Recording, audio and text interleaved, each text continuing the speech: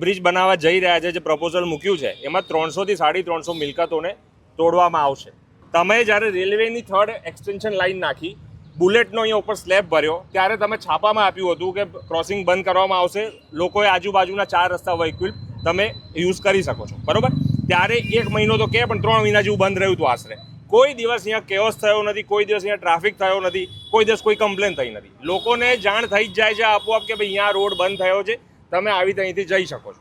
આપણને ઉપરથી કહેવામાં આવે છે કે આત્મનિર્ભર ભરો, આ રોજિંદા રોજ કેટલી તમે જુઓ પાછી કેટલી દુકાનો છે, રોજ ખાય છે, રોજનું રોજ કમાઈને ખાવા પીવાવાળા છે, એ લોકોની વ્હીકલ સુવિધાઓ શું, એ લોકોનું નેક્સ્ટ ઓપ્શન શું, કેટલા બધા લોકો અહીંયા તમે અફેક્ટ થશે તમે જુઓ। આપણે માનીએ છીએ આપણે ડેવલપમેન્ટની અગેન્સ્ટ નથી, પણ આ પ્રોજેક્ટ ફિઝિબલ નથી, વાયેબલ નથી, કારણ કે આમાં ભયંકર તોડફોડ છે। મારા આ કટ્ટી જે કપાટ આવે છે એમાં મારો ડ્રોઈંગ રૂમમાંથી આખી દિવાલ જતી રહે છે, અને જે પેલું થંભ હોય છે એ બી જતો રહે છે, જે આ 20 ફૂટનું કહે છે તો અમારે એ મંજૂર નથી। અમારે ફ્લાયઓવરની બી જરૂર નથી અને ક્રોસિંગ બંધ કરી દો, અમારે ક્રોસિંગની બી જરૂર, બસ દિવાલ જ કરી દો, દિવાલ જ કરી દો, બંધ કરી દો, ક્રોસિંગ કઈ જરૂર